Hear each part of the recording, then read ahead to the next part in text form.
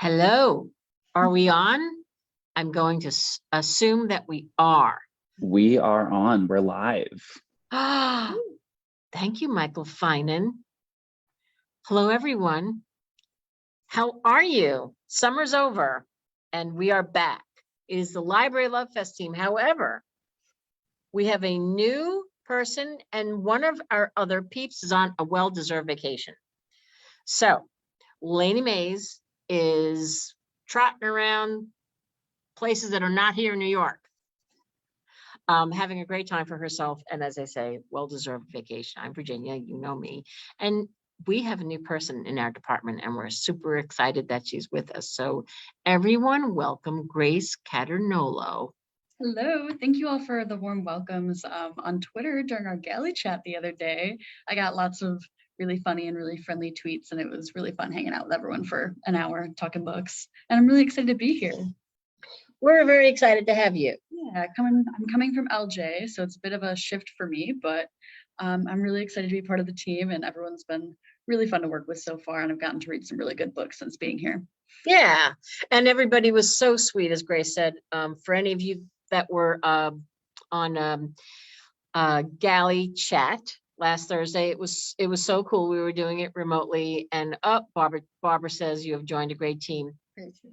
Yay! So we're super jazzed, and you just handled Galley Chat. I keep saying Galley Club, but that's our program, like a pro. As I was running around in my courtyard of my building trying to get Wi-Fi, it was a disaster. But also helping out today is Michael Finan. We lovingly refer to him as Mickey. Hi, Mickey. Hello, Virginia. How are you? I'm good. How are you? I'm great. It's always a pleasure to be here with Library Love Fest. Well, you are adored because many of you may recognize Michael because he comes to all of the ALA conferences and helps us out, and is usually seen at our booth pouring a glass of wine out of a cardboard box for anybody that's thirsty. It's my talent, my special talents. It's very good. I love when people ask you what the vintage is and you say cardboard. Boxed wine. Anyway, while Lainey's on her vacation, Mickey is helping us out with all the technical stuff so that Grace and I can talk to you about books. As Grace mentioned, she was with Library Journal, and so it was fun to bring Grace around the first day because you got to, she actually ran into some people that she knew, like for just sending some emails, and then you recognize some books that you had worked on. So that was kind of cool. Yeah, it's been fun. It's been also cool seeing, librarians' names that I recognize from reviewing at LJ. And I'm sure that people may recognize my name from annoying emails that I've sent you. So. Well, no more annoying emails from Grace, because everybody here on our joining us today is just lovely, and really, we're just here to talk to you about some good books. So let's get started. We want to talk to you about some really cool things that are coming up. And so we'll get going. And if you have any questions or comments, send them. Michael is taking care of all of that. So just send away. So the several things that we want to tell you about next Thursday. So not this Thursday, but next Thursday, September 15th, Lainey and Grace will be interviewing two authors on Facebook Live. So it's a different day. It is at 2:00, and we really hope that you come to check them out. So they'll be speaking with Terry Lynn DeFino, author of, and Mickey, you can now show jackets, Verena Palladino's Jersey Italian Love Story. Yee, so much fun. And Eleanor Lippman, author of Ms. Demeanor. So Michael is showing you the jackets right now. And again, this is on the 15th.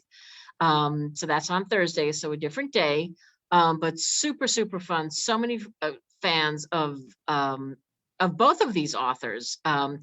Eleanor Lippman, this is a paperback original. It's going to be available as a library hardcover edition, and it's about a woman, Jane Morgan, who is spotted by a neighbor having sex on the roof of her New York City apartment building. Because who doesn't do that? And so she pays the price, and this is the very funny story about what happens. She's under house arrest. If you like Sophie Kinsella, Maria Semple, you're going to love this. Richard Russo says, Ms. Demeanor is a complete and utter delight. Of course it is. What Eleanor Lippman novel isn't? So super, super excited to have her on, along with Terry Lynn DeFino, Verena Palladino's Jersey Italian love story. She's a trip. This book is so funny. It is it's think Moonstruck and My Big Fat Greek Wedding set in New Jersey. So it's a very big. I started writing, I have to show this to you. I started writing like a little diagram of who was who because I couldn't remember. Yeah, big family. I mean, they're Italian. I started bookmarking every time I found an Italian word I've heard my dad say. So I'm similar but different note-taking abilities. But yeah, this has been a really fun book to read.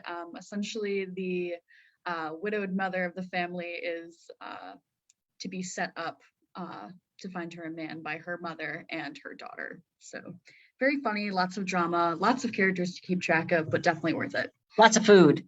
Lots of food. Starts out that way, you know, and it's just, it's big and it's loud and it's full of love and it's just, it's fun. But that's it. But that's really funny that we both started writing down different things about like what's happening in this book. Who are these people? But it's a lot of fun. So that is on the 15th, Thursday. They're both going to be on. And then you guys will talk to each one of them separately. But I think together would be super fun, you know, to have a conversation with them together and just bring your questions, download them. You can get the e-galleys on Edelweiss NetGalley. And it's going to be a lot of fun. So that is that. Also, Terry Lynn DeFino wrote The Bar Harbor Retirement Home for Famous Writers and Their Muses. I love that book. So I don't know if anybody got around to reading that book, but do. It's terrific. Anyway, super, super fun. Okay, now, following that, we just want to make sure you guys mark your calendars because there's some cool stuff coming up. So, on the 27th of September, we'll be back on every Tuesday at 2 o'clock talking books, but we don't want you to miss the Facebook Live on September 27th, and that's our Galley Club selection for the month of September, and it is We All Want Impossible Things by Catherine Newman. Mickey, I don't know, can you show that? Michelina? He's just gonna show it, I bet, yeah. Because I have so many things open.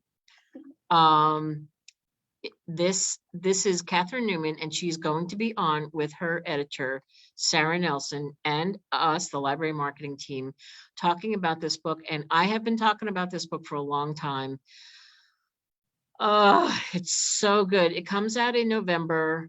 And it is about these two women who have been friends for over 40 years.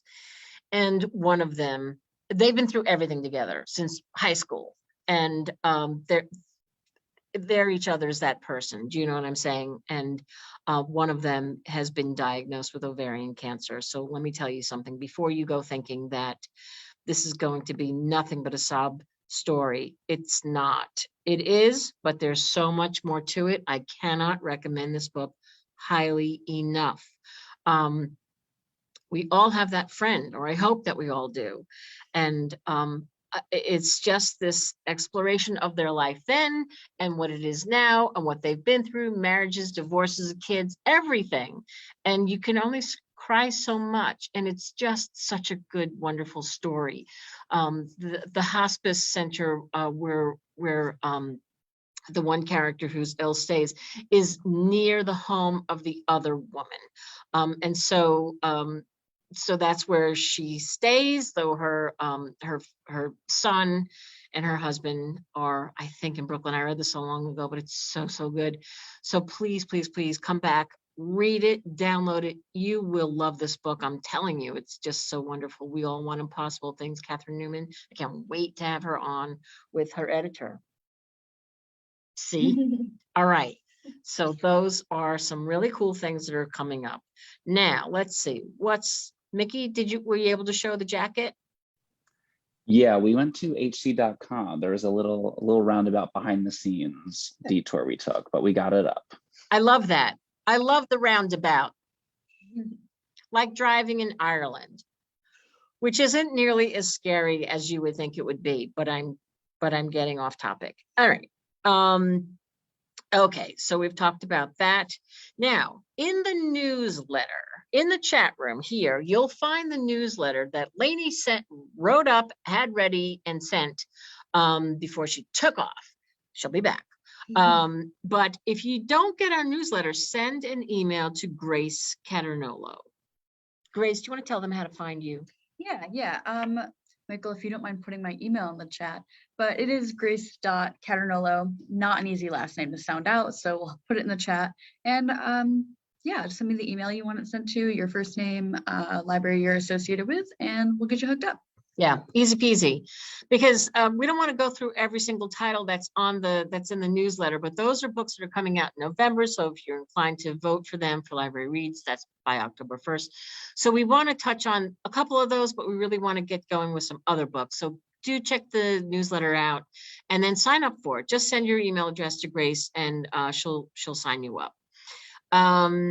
Okay, so let's talk about Small World by Laura Zigman. Okay, Small World, Laura Zigman. I absolutely adore this woman's writing. Now, many of you read Separation Anxiety, which was her previous book. Michael, if you can put that up there, that would be fabulous. I love that book. It was all about this woman who was in this sort of loveless, well, it wasn't loveless, but she was in this marriage and it was sort of like, and her son was getting older and not sort of monosyllabic, and she just felt this void. And when she was cleaning out the house or the attic, I think so long ago, she found one of the carrier that somebody had gotten for her that she was going to put her, sling, baby sling, and she ends up putting her dog in it, and it's because she has separation anxiety. And it's such a good book. Okay, well, now she's back with a new book called Small World. By the way, she's going to be our guest. We've selected this book for our Galley Club for October. So mark your calendars for this one, October 25th. We're going to have Laura Zigman on. And this is about two women who are grown, both, two sisters, that are now grown, looking back on their lives. They are both divorced, and one decides to move back across the country and move in with her sister while she gets her life together. They had another sister who had cerebral palsy and died at a young age. I think she was 10. She might have been 7 now. I have to go back and look. But it's all about their the effect that it had on them, that they bring with themselves, as we all do, with the crumbs of childhood, and then you are who you are, and they are who they are, and it isn't necessarily good. They are who they are with each other. There's a lot of competition. There's a lot of looking back. There's a lot of how would life have been different had we not had this sister, or if we'd had a sister who was able-bodied. It's so good. They push each other's buttons, and sometimes you think they're, one of them's jerky and the other one I feel sorry for, and then I flip. She's such a wonderful writer. Like actual sisters. That's what it is. Yeah. You just feel like you're reading nonfiction. It's terrific. I love this book so much.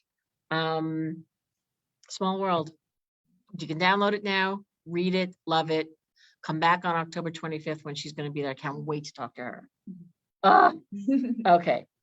And Separation Anxiety. If you haven't read Separation Anxiety, go back. Then you want to read everything Laura Zigman ever wrote. All right, I'm going to stop talking now. You're going to talk. Yes. So One Jump at a Time by Nathan Chen. If you're an Olympics fan, you might recognize his name. He was the 2022 Olympic champion for figure skating. And this is his memoir talking about, leading into his childhood.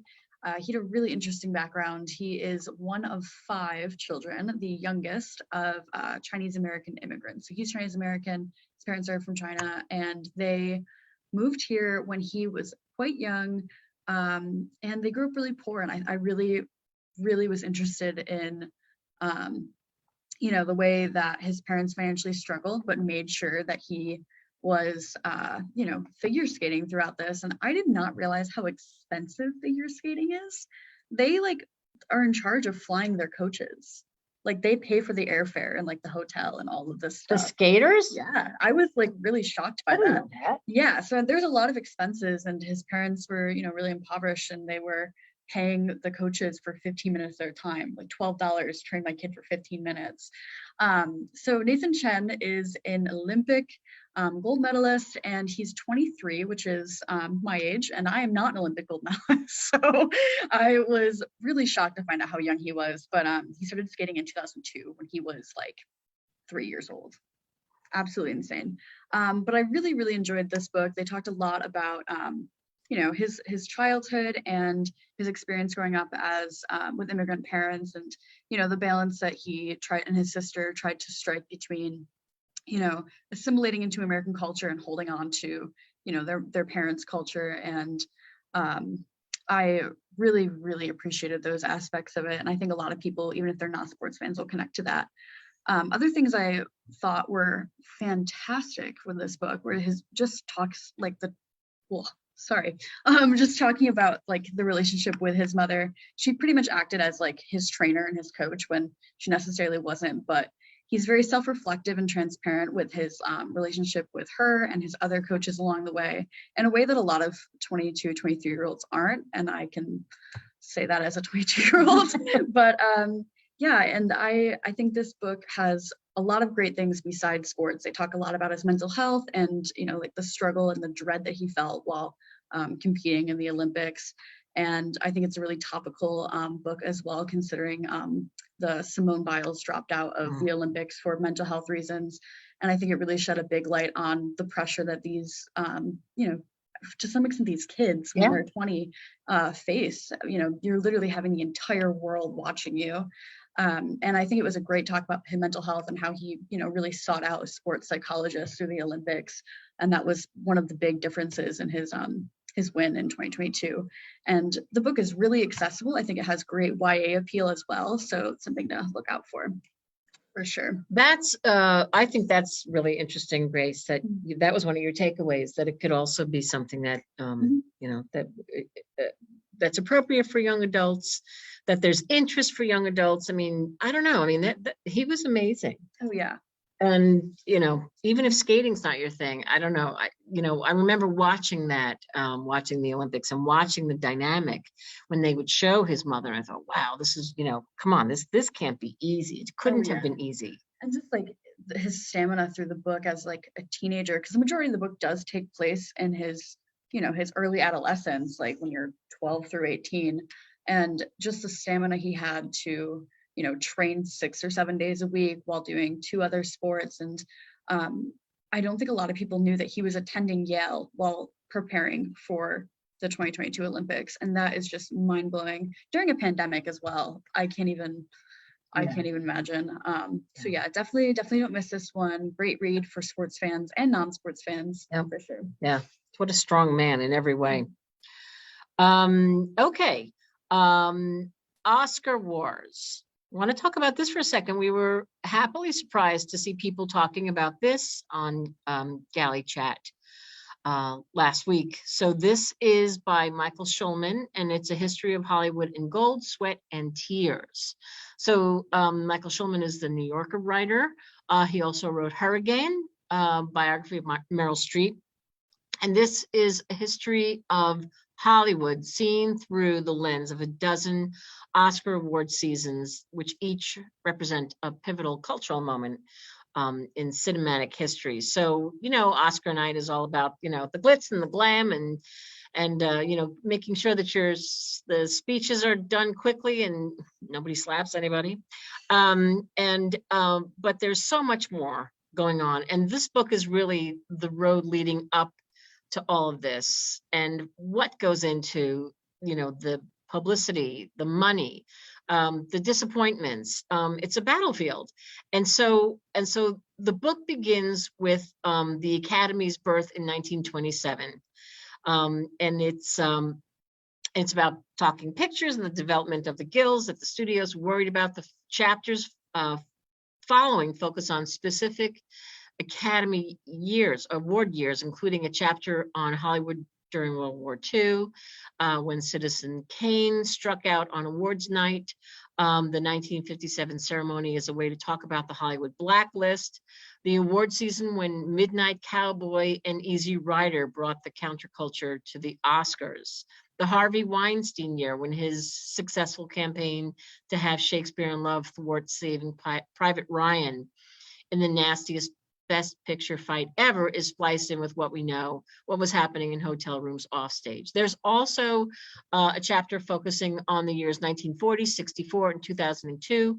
Hattie McDaniel, Sidney Poitier, Halle Berry, all understandably felt like token winners, even though they were making history. So there's a lot to unpack in this book. The research, incredibly researched. He's really done his homework here, and you know, it's gossipy and it's fun and it's told with enormous flair. And so that's Oscar Wars. That is what's the pub date on that? I think we have that coming out. Mickey, do you have a thingy for that? Oscar Wars. Oscar Wars. There it is. Isn't that jacket great? February 21. I love the jacket. So lots of juice, lots of, you know, behind the scenes stuff. So, and photos throughout. So there we go. Yeah, look at that. Oh my God. Everybody. We know everybody there. Quentin Tarantino, Halle Berry, Jack Nicholson, Bette Davis. I can go through the whole thing almost. I don't know who that guy. Oh, that's Orson Welles. All right. Anyway. There's a test. I know, it's a test. I know everyone there. Steven Spielberg.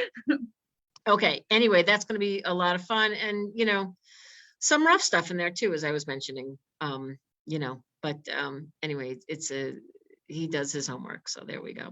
All right, next up, Idle Burning. You want to talk about Idle Burning? I'm really excited about this one. Idle Burning was translated from Japanese to English, and this book was written at the time she was 20, again, by someone my age. And she was a sophomore year in college when Idle Burning won a massive literary award in Japan. And we are so excited to be publishing it in English, and I'm really excited to tell you about it. So Idle Burning follows a high school student who is obsessed with this J-pop star, and she calls him her Oshi. And throughout the entire book, you'll hear him referred to as, you know, my Oshi, which means idol. And essentially, he is accused of assaulting a fan, and she runs to her blog and she starts to blog about it. And throughout the book, you see, you know, his life go down as, you know, these rumors spread and the allegations are, you know, taken to the next level. And she also, you know, experiences this backlash because she's blogging, but of course she's not rich and famous, but she's, you know, a high schooler sitting in her bedroom. And I was like deeply disturbed while reading this with the way that she talked about him, like he was someone that she personally knew. And I just thought that Renu Sami did a fantastic job discussing like the disillusion and the disconnection between like fans and celebrities. And I think this is definitely a must read. It's not very long, 144 pages, so finish it in a day, a couple hours. And I think that this will be one to watch. I think they described it as a blistering novel. Mm-hmm. So I think that was something that I definitely agreed with after reading it. It was intense. It was good. You got to read it. It was a good one. There you go. You got to read it. Lainey's a fan of this one too. Yeah. I mean, 144 pages. It's like a snack. You can finish it so quick. It's like a snack. It's like a yodel. Yeah. So I love it. That is hilarious. 144 pages. It's like a snack. Yeah. That it's not a full meal. It's a snack. It's good enough to be a full meal. Oh, it's a snack-sized entree. Yes. I don't even know, but I love that.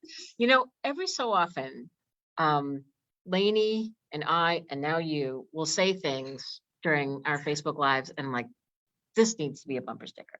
A bumper. We should start making bumper stickers. I said we should do that. Come on. Mickey, are people watching? No one's here. Mickey's even asleep. No. Mickey. Sorry, I couldn't figure out how to unmute myself without stopping the share. But yeah, we have people commenting on Facebook. Yeah. Jennifer says Idle Burning has such an awesome cover. Yes, it is Christine beautiful. definitely wants to check out Oscar Wars. And then Zoom, it looks like we have some people too. Not as many comments. So if you're on Zoom, Facebook is out commenting you right now. So Scooby if snack. you want to accept the challenge, give us some comments. Love it. All right, great. That's cool. Well, we're so glad you're here. Oh, Casey Davis says, my mom was Betty Davis, and in my childhood neighborhood, we had Jimmy Stewart and Lucille Ball. Well, you just said the two magic words, Lucille Ball, my idol, but not my idol burning. Yeah. Beth on Zoom also wants to let everybody know that we are watching. So Zoom is present as well. Thank you, Thank Beth. you. And thank you, Mickey, for saying that. Seriously, it's so nice to see everybody back, see your names pop up. It makes us feel good.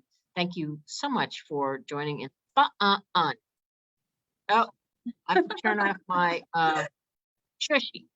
Okay. All right. Now let's go back to, yes, Christine Huntley, Idle Burning sounds fantastic. I'm telling you. At 144 pages, I feel like you gotta. I also think it's so topical because I don't know, Gen Z is definitely the generation to tweet their every thought, but especially about famous people. And I don't know, maybe it's just my Twitter, but it's a lot of discourse and a lot of, disconnection from reality. And as much as like celebrities are fun to follow and watch, you do have to remember that you don't know them. So Yeah, that's true. Yeah. So much to learn. It's very interesting, I will say, to work alongside people who are considerably younger than I, and I learn a lot from them. And so, I love that. I really do. It's, we were talking about how, your librarians have to get books into the hands of such a wide readership, age, interest, sex, gender, everything. And so it's pretty cool to be able to have these conversations with each other and then with all of you. So anyway, Lillian Dabney, we missed you too. And we're so glad to be back. Hi, Jennifer. How are you, honey? All right, let's go back to, let's talk about books. Let's see. Oh, I know.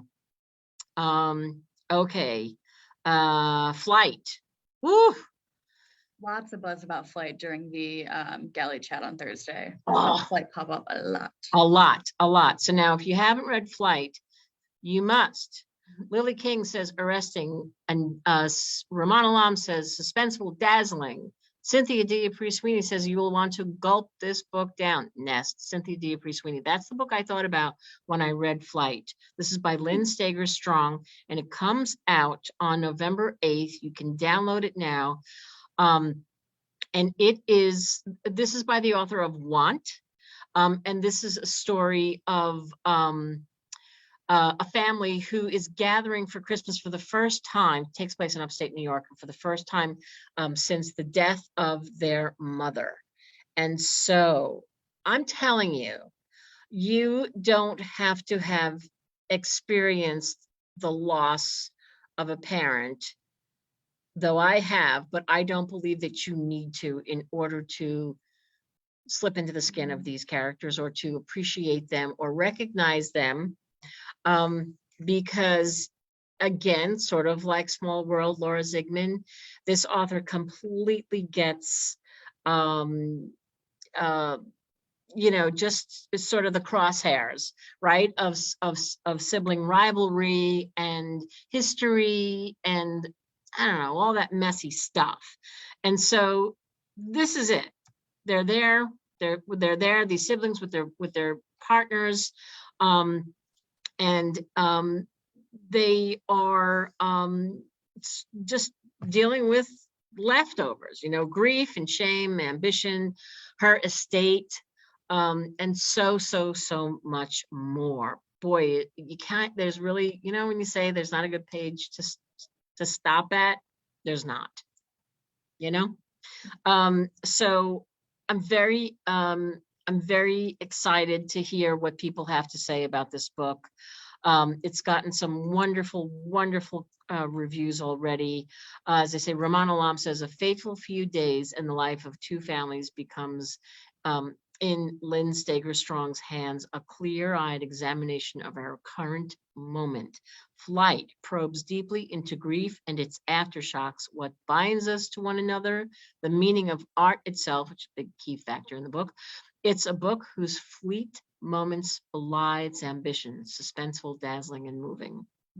That was so good. And Jennifer Winberry just said Flight nails it. Jennifer. Read it in one gulp and then went back to read it again. Oh, I Selling it for love us. you. No joke. Let me tell you, from someone in the throes of this, yes, my friend read it in one gulp and then went back and read it again. Yep. You got it. You got it. So, oof, yes, the cover is beautiful, isn't it? Isn't that, can't you just feel that little branch and then off that bird flies? Oh, okay. All right. So I'm so glad that you are all into this. So excited to hear what you have to say. Jennifer, thank you. I don't want to say too much more about it. It's just so good. You have to read it. Where are we at? Small game. Want to talk about it? Yeah. Okay. So I feel like this is one we have talked about quite a bit, but if you haven't heard about it, it's a reality show gone wrong and a bunch of strangers are stuck in the wilderness. I was really excited to hear about this one. I love the idea of people being stuck outside for survival. I don't know why. Mainly because I'm like deeply afraid of it. I think that's why. I don't think I would make it anyway. You really don't think so? Not at all. But I really am excited about this. It's Braverman's debut. She has published 2 nonfiction books about dog sledding. And I think that plays a really cool role in like what she knows about nature. But you guys talked to her recently. We did. Yeah. We had her on. Oh my God, she was so cool. Because her 2, as you just said, her other books were nonfiction, and she was so interesting to talk to. All about dog sledding and the training that goes into that. And oh my God, it's the elements. It's unbelievable. I think for me, what stood out to me about her as an author is that she was on Naked and Afraid in 2018. And this is not about her experience, but I think that experience like informed how she wrote this for sure, and maybe inspired it a bit. But yeah, this is definitely one you don't want to miss. They call it gripping, suspenseful, a page turner for sure. Yep. Yeah, there's a lot of buzz about that. So that was really cool that on Galley Chat, people were chatting it up. People are buzzing about that. And that one's also in the newsletter too. So you can download it from the Edelweiss link there. And I'll also be sending our catalog at some point in the chat that we've been working off of. So yeah. So please let us know what you think about her, but she is really something. And what's so special, as Grace said, is, debut fiction. So la. Okay, so there we go with that. So let's talk about, just to switch things up for a second, On the Rooftop. Now, Mickey, can you share the jacket of On the Rooftop by Margaret Wilkerson Sexton? I'm assuming that you are. There you are. Okay. Oh, thank you. Nicole says Blair Braverman was a great guest. Yeah. I was not a Survivor fan. Jennifer Winberry says, I was not a Survivor fan. Don't tell anyone, but I love this book. The characters, please no V. No one had mace. Jennifer Winberry will go outside and have lunch with a great big grizzly bear, and she won't bring mace with her. Makes me nuts. I don't know how she lives every day. Jennifer. Okay, I did it again. There's a Cher song called Love on the Rooftop. And every time I talk about On the Rooftop, I call it Love on the Rooftop by Cher. I remember love on the rooftop. Anyway, that's a different thing. This is On the Rooftop by Margaret Wilkerson Sexton. It went on sale today. And today it was announced that it was the Reese Witherspoon Book Club selection for September. So we have a pretty new cover to reflect that. I'm really excited that She pointed it out. Yeah. You know, this book is so great. We interviewed her for Facebook Live, and We can put that video in the chat as well. yeah, I think it's in there. No, is it the YouTube link? Yeah, I think Michael's putting it in there. Mikey, can you put the link in for our YouTube on Library Love Fest, our YouTube page, for our interview with Margaret Wilkerson Sexton, because it was such a cool interview. She's so amazing. The interview that put you in Facebook. You got it. What's that now? You got it. It's in there. All right. So yes, Grace mentions that well, first let me tell you about the book. So the book is about this woman. It takes place in the 50s and 1950s San Francisco, and it's about a mother who has these daughters who are singers. They call themselves the Salvations, and they've been dancing and singing for as long as they can remember. And she's just, you know, always trying to get them their big break. But they're growing up, they're getting older, and they have their sights set on different parts of their lives. And so just when the mother thinks she's got this great big break, the sisters are really starting to splinter. So that's the one level of the story. And the other thing is that there's this whole background about segregation and how the city that they're in is changing, and not in a great way for them. And so you know, this book reads on so many levels. It's so important, it's so informative, it's so entertaining, and it's getting so much attention. So if this hasn't passed your radar, please, that's why we're talking about it right now, because it is so smart and so good. And it's got such heart, and it's sad, and it's strong, and it's just it's an education. And it's Fillmore. That's the town I was looking for, Fillmore. And Black property owners are being, you know, offered lots of money to, you know, get out. And they're just, it's just changing. The whole backdrop is changing, and of this community. So I don't know. It's just so smart. Now, what happened was the author put together this really cool Spotify playlist, and the music is so good. So if you go on her website, you can find it. It's just, she's got everybody in there, and it's just such a great vibe to listen to these songs while you're reading this book. And so we played probably more than we should have during our interview. So we got put in Facebook jail. Yeah, copyright did not like that. They didn't like that. You can rewatch it on YouTube. So watch it. It's so great. Watch it on YouTube when you have the time. She is lovely, smart, fun. She's hanging out in her backyard, and we're just talking about this book, and it's the coolest thing ever. I'm telling you, what a great discussion. This is not about library reads. That's over and done with. The book went on sale today. I just hope that you have a moment to check her out, because she's wonderful, and the book is just so good. So there, that is that. Now it's 2:41. How are we doing on time? we got like one. We have one more book. Okay, so Yeah. let's see. Small game. We talked about that. Stone Blind. Stone Blind. Stone Blind is a retelling of Medusa, and you know, we all know the story. You know, she's cursed and punished for, you know, Poseidon assaulting her, and this is a feminist retelling of it, though, with a lot more nuance and empathy towards Medusa, and you know, really taking a look at how she was punished and, you know, turned into a monster for, you know, a man's doings. And I think it's one of those you just got to go read. But if that wasn't convincing, Margaret Atwood called it witting, ripping, and ruthless. So I love that. To go check out.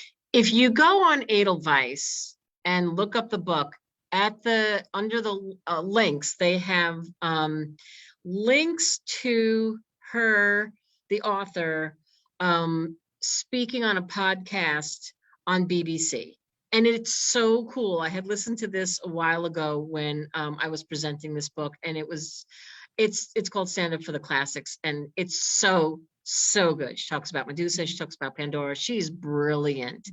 And it's just accessible and smart and fun. So go to Edelweiss, scroll down to where the links are, and check out these recordings. They're super fun. Virginia, fun fact, she was actually a comedian for years. She was a stand-up comedian. Yes. Wow. How come? Wait, I knew that, but where is that, Mickey? Oh, that's right. It's in the. It It's might be. in her. I talked to her about her previous book, Pandora's Jar, and she talked about that because she has this biting wit that really comes through on the page, and it's absolutely delightful. She's so funny. Oh, Mickey, thank you for saying that. Yeah. Thank you for saying that. That's very cool. It is in her bio, but I totally forgot.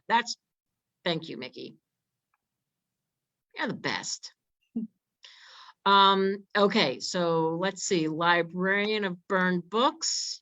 And then do we have any others? I think, Mickey, how are we doing? Any questions? No questions so far. Ravella says she loves myth retellings. Vicky usually doesn't like myth retellings, but she says this one sounds great. So I think we are getting everybody on board with this one. Grace was saying that she feels that they're hit or miss for Yeah, sure. so I can definitely, I get the feeling of both of those where some of them fall flat, but this is definitely not one of those. Yeah, yeah. Then another book that's coming out in February, The Librarian of Burned Books. This is by Brianna Labuscas. I hope I am saying her name correctly, and shame on me for not confirming that before. However, this is a paperback original. It's going to have a library hardcover edition. And it's about 3 women and 3 closely related times. Berlin, 1933, Paris, 1936, and New York, 1944.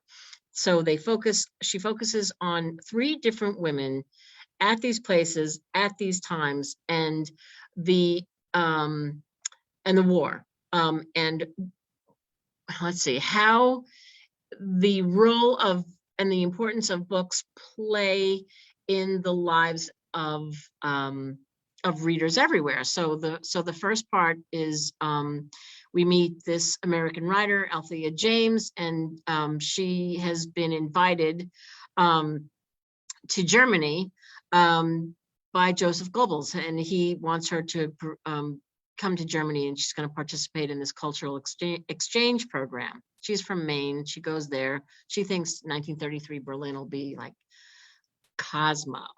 She's in for a rude awakening.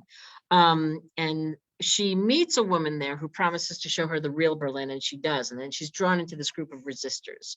And then she makes, starts to question everything, including her host and herself. So there's this, sort of, self-awakening.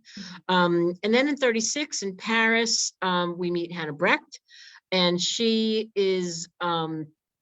escapes Berlin for Paris, and she discovers that there's really no refuge for anti-Semitism and Nazi sympathizers.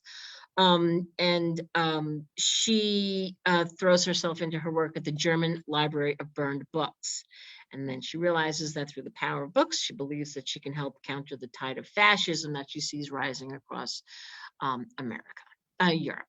And then 1944 in New York, we meet Vivian Childs, whose husband was killed fighting the Nazi, and she's waging her own war, trying to prevent a senator from censoring the armed service editions, which were those portable paperbacks that were shipped by the millions to soldiers overseas. And she knows how much they meant to them because her own husband had told her so. And so she knows the only way to win this battle is to counter this senator's propaganda with a story of her own, at the heart of which lies this reclusive, mysterious woman tending the American Library of Nazi banned books in Brooklyn. So if this isn't a book that's right up our alley. Yeah, I think my favorite thing about this book is that it's inspired by the Council of Books in Wartime, which was, an organization founded by librarians, publishers, using books as, weapons during war, and weapons in the war of ideas, what they refer to it as. So I think this is definitely not one to miss. There's lots of good stuff in here, very timely. Also has been noted for scroll up a little. What is her name again? Yeah, I always mess that one up. She's like the one queer character in the book that I think is like really important, and I just wanted to note that. Yep. Yeah. There so much is queer representation. Which in historical fiction is like my favorite to see because it's rarely showed. Yeah. So Yeah. So, this is her first traditional book that's been published, and we are so excited to have this on the list. We've been talking about this for forever. It's not the easiest book to talk about because there's a lot to unwrap here. But I hope that you will check this out. That is available as well to download on Edelweiss. And let's see, let's go to Facebook and see. Can I tell you how much I love you? This book buzz is exactly what I need. Oh my God, so sweet. Let's see. Let me see. Okay, hang on a minute. Sounds amazing. Love reading about the importance of books during World War II. Yes, doesn't this sound interesting? So have we covered everything that needs to be covered? Mickey, are there any questions that we haven't answered, or is there anybody, listen, ask us for anything. Where I'm going to be honest with you, where, it's tough. It's getting tougher to get print galleys out to folks. We are taking a real hard look at that and how many we're printing, but we will always whitelist anybody who comes and, wants to, get an e-galley, and we'll do our best to get you a physical galley. We get it, but I get it. I like print. Dennis Lehane, oh my God, you guys. Hello, look. I just asked them if I could have a print, so they put a manuscript with a jacket on the cover. It's Dennis Lehane. It's back in the 70s in Boston, and it's all about, racial everything, and wonderful characters and Southies, and he's back. I can't wait to hopefully have him on and just talk about Small Mercies. When is this coming out? I don't know, it's coming out for a bit. Let's see, but hang on a sec. Small Mercies, I believe it's it's April. All right, so give me a hot minute on that, but it just got a beautiful review though. It did. Yeah, where is I it? have it pulled up right here. Oh, you're the best. Go ahead. Yeah, so Dennis Lehane is a supernova in this novel that will throw your entire goddamn solar system out of alignment. There's about 4 more sentences in that review, but I feel like that's all you need to know. Just tell him who said it. Juno Diaz. So Juno Diaz is he's just tripping over himself for this. I cannot wait to have people read this. You can download it now. It's on Edelweiss. Jump in. Again, it's as I said, it's set in the 70s. It's over the summer. And it takes place in the housing projects. We meet Mary Pat Fennessy. She's spent her entire life in the housing projects, Southie, the Irish American section. And her daughter doesn't come home one night, and it sets her on this trajectory to find out what happened to her. On the same night, a young Black man is found dead. He's struck by a subway train. There's mysterious circumstances. Mary Pat is asking everybody, and she's bugging people with her questions, and she's asking people who don't want to have questions asked of her, such as Marty Butler, chieftain of the Irish mob, and the men who work for him. So something's going on. So it's the city's desegregation of its public schools has exploded in violence. That's the backdrop. It is the 70s. It's a thriller. It's just unfortunately it's a portrait of the dark heart of American racism. Dennis Lehane is a brilliant writer. I don't have to tell you this, you know it. So, I kind of think Nicole says that Library Love Fest enriches my life. That is the nicest thing in the world. Thank you so much. Virginia, we do have a question. What is it? Beth is just curious if you get advance notice when a book is going to be a celebrity book club pick, like with Reese's today. Yes. Yes, we do. And we're sworn to secrecy. I will tell you, I didn't know about that when we interviewed. You know what? I'm just going to toot our own Library Love Fest horn here for a second, because a number of books, a number of authors that we interviewed, we did not know that they were going to be Reese picks or Jenna picks, like Remarkably Bright Creatures. We didn't know that when we interviewed the author. We didn't know this when we interviewed Margaret. So I kind of love that, and I thank you. I see all the hearts popping up. We didn't know when we set up these interviews, you know, far in advance, you know, so we didn't know, but it makes me proud to know that we're kind of all on the same page.